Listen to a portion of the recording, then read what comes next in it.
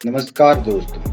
बहुत लोग अपनी मिसकंसेप्शन के कारण भारत के संविधान निर्माणकर्ता के रूप में केवल और केवल doctor B are Ambedkar ji को ही मानते। बट यह कहना सही नहीं होगा कि भीमराव अम्बेडकर ने अकेले भारत का संविधान बनाया। असल में संविधान एक सामूहिक प्रयास था। संविधान सभा का गठन 1946 में हुआ। इसके सदस्य जनता द्वारा सीधे नहीं बल्कि चुने हुए प्रतिनिधियों द्वारा चुने गए, जिसमें कुल 389 सदस्य थे। बाद में भारत का विभाजन किए जाने पर संविधान सभा का भी विभाजन हो गया, जिसमें कुल 299 सदस्य शेष रह गए। 9 दिसंबर 1946 में संविधान सभा की पहली बैठक हुई। शुरुआत में डॉक्टर सच्चिदानंद सिन्हा अस्थायी अध्यक्ष अर्थात प्रोटेम स्पीकर बने।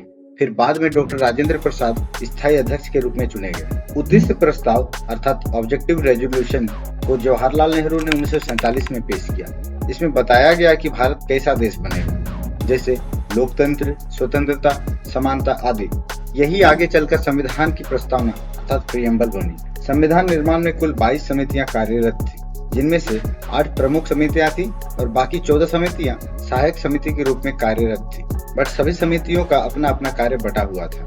नंबर 1, ड्राफ्टिंग कमेटी, जिसके अध्यक्ष भीमराव अम्बेडकर जी थे। इस समिति ने पूरे संविधान का फाइनल ड्राफ्ट तैयार किया। नंबर 2, यूनियन कॉन्स्टिट्यूशन कमेटी, जिसके अध्यक्ष जवाहरलाल नेहरू जी थे। इस समिति ने केंद्र सरकार की संरचना तय की। नंबर 3, यूनियन पावर्स कमेटी, जिसके अध्यक्ष जवाहरलाल नेहरू जी थे। इस समिति ने केंद्र और राज्यों के बीच शक्तियों का बंटवारा किया। नंबर 4, प्रोविंशियल कॉन्स्टिट्यूशन कमेटी, जिसके अध्यक्ष सरदार वल्लभ भाई पटेल जी थे। इस समिति ने राज्यों अर्थात प्रांतों की संरचना तय की। नंबर 5, एडवाइजरी कमेटी, जिसके अध्यक्ष सरदार वल्लभ भाई पटेल जी ही थे। इस समिति ने फंडामेंटल राइट्स, अल्पसंख्यक, आदिवासी आदि के अधिकारों की बात कही। Number 6, rules of procedure committee, जिसके अध्यक्ष डॉक्टर राजेंद्र प्रसाद जी थे। इस समिति ने सभा में काम करने के नियम बनाए। नंबर 7, स्टीयरिंग कमेटी, जिसके अध्यक्ष डॉक्टर राजेंद्र प्रसाद जी ही थे।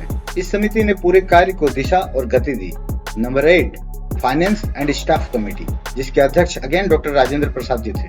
इस समिति ने संविधान निर्माण में होने वाली खर्च और कर्मचारियों का प्रबंधन किया। आइए उन बाकी के 14 समितियों को भी देख लेते हैं। नंबर 9, क्रेडेंशियल कमेटी, इस समिति ने सदस्यों की वैधता जांची। नंबर 10, हाउस कमेटी, इस समिति ने सदस्यों के रहने की व्यवस्था तय की। Number 11, order of business committee, इस समिति ने किस दिन कौन सा काम होगा यह तय किया। नंबर 12, फ्लैग कमेटी, इस समिति ने राष्ट्रीय ध्वज तय किया। Number 13, fundamental rights sub committee, इस समिति ने मौलिक अधिकारों का ड्राफ्ट बनाया। नंबर 14, माइनॉरिटीज सब कमेटी, इस समिति ने अल्पसंख्यकों के अधिकार के लिए लिखा। Number 15, tribal and excluded areas committee, इस समिति ने आदिवासी क्षेत्रों के लिए प्रावधान बनाया। नंबर 16, स्टेट्स कमेटी अथवा प्रिंसली स्टेट्स, इस समिति ने रियासतों से जुड़े मुद्दे उठाए। नंबर 17, ड्राफ्टिंग स्टाइल कमेटी, इस समिति ने संविधान की भाषा और लिखावट में सुधार किया। नंबर 18, हिंदी ट्रांसलेशन कमेटी, इस समिति ने संविधान का हिंदी अनुवाद किया।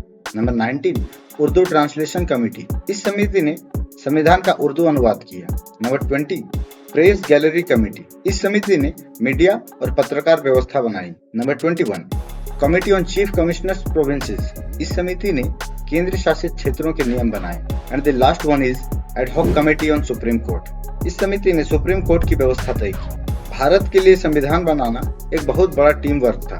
भीमराव अम्बेडकर इसके मुख्य शिल्पकार थे, लेकिन उनके अलावा भी कई महत्वपूर्ण लोगों का बड़ा योगदान रहा, जैसे कि डॉक्टर राजेंद्र प्रसाद संविधान सभा के अध्यक्ष थे, जिन्होंने पूरी प्रक्रिया को सही तरीके से चलाया और सभी सदस्यों को बोलने और निर्णय लेने का मौका दिया। जवाहरलाल नेहरू ने ऑब्जेक्टिव रेजोल्यूशन पेश किया। इसी से संविधान की बुनियादी सोच जैसे लोकतंत्र, अधिकार, संप्रभुता ये सब तय हुई। सरदार वल्लभ भाई पटेल ने राज्यों का एकीकरण किया और ये समितियों के प्रमुख भी थे। साथ ही फंडामेंटल राइट्स और राज्यों से जुड़े मुद्दों पर बड़ा योगदान दिया। BN राव संवैधानिक सलाहकार अर्थात कॉन्स्टिट्यूशनल एडवाइजर थे, जिन्होंने दुनिया के संविधानों का अध्ययन किया और ड्राफ्टिंग कमेटी को प्रारंभिक ड्राफ्ट दिया। KM मुंशी ने फंडामेंटल राइट्स में योगदान दिया और अभिव्यक्ति की स्वतंत्रता जैसे अधिकारों को मजबूत किया। अलादी कृष्ण स्वामी अय्यर एक कानूनी विशेषज्ञ थे, जिन्होंने संविधान को मजबूत कानूनी आधार देने में मदद की। TT कृष्णमाचारी ड्राफ्टिंग कमेटी के सदस्य थे और अम्बेडकर जी के साथ मिलकर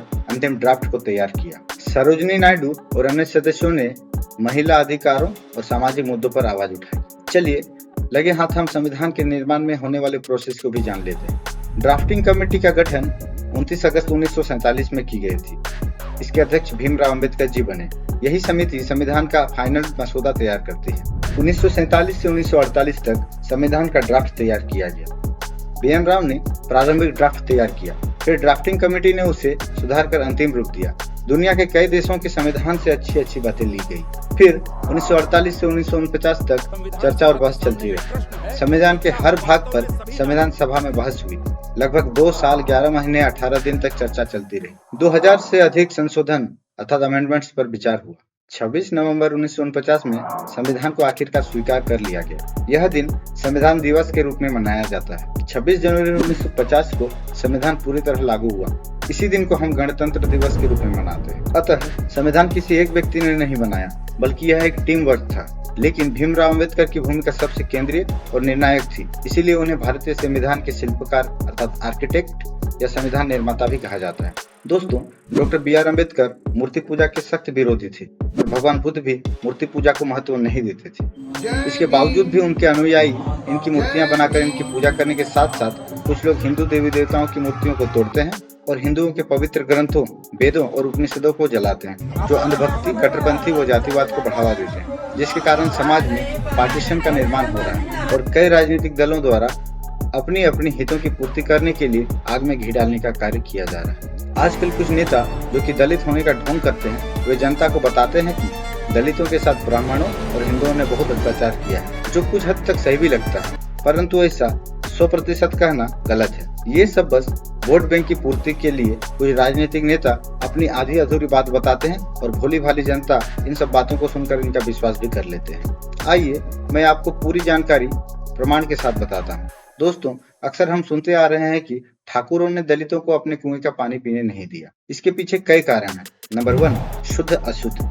चमार जाति के लोग मरे हुए पशुओं के चमड़े उतारकर उनका उपयोग किया करते थे, जो कि ब्राह्मणों के लिए अशुद्ध माना जाता है। नंबर 2, सामाजिक प्रभुत्व बनाए रखने की मानसिकता। नंबर 3, परंपरा और अंधानुकरण। कई बार लोग खुद गहराई से नहीं सोचते, बल्कि जो पुरानी परंपरा चली आ रही है उसे ही सही मान लेते। हमारे बाप दादा ऐसा करते थे, इसलिए हम भी ऐसे ही करेंगे। इस तरह की सोच भी बड़ी वजह थी। नंबर 4, सेग्रीगेशन अर्थात सामाजिक दूरी। दोस्तों, आर्टिकल 17 हमें यह याद दिलाता है कि समाज में छुआछूत अर्थात अस्पृश्यता का अंत होना चाहिए। रामायण में भी यह साफ साफ वर्णित है कि भगवान श्री राम ने माता शबरी, केवट जी, निषाद जी और जंगलों के आदिवासी वानरों के साथ अगम्य प्रेम और मित्रता का भाव रखा है। दोस्तों, ऐसा नहीं है कि दलित अपना कुआं या तालाब का निर्माण खुद नहीं कर सकते थे, बल्कि वे ऐसा करना भी चाहते थे, परंतु दलितों के पास पर्याप्त भूमि और कुआं निर्माण में लगने वाली धनराशि नहीं थी। यही कारण था कि समाज में दलितों के उत्थान के लिए उन्हें 10 वर्ष तक का आरक्षण का प्रावधान था।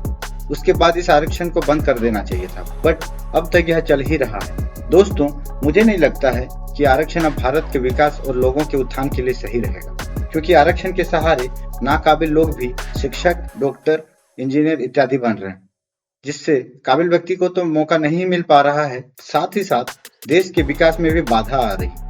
दोस्तों, आज देश की सच्चाई तो यह है कि आरक्षण मिलने के बाद भी लोग किताब कलम उठाना नहीं चाहते हैं, बल्कि मोबाइल पर रील बनाना उन्हें ज्यादा अच्छा लगता है। दोस्तों, मुझे यह लग रहा है कि आरक्षण को खत्म करके प्रतिभा को बढ़ावा देना चाहिए, ताकि देश विकास के मार्ग पर आगे बढ़े और सशक्त बने। बाकी आपकी क्या राय है, कमेंट बॉक्स में जरूर लिखें।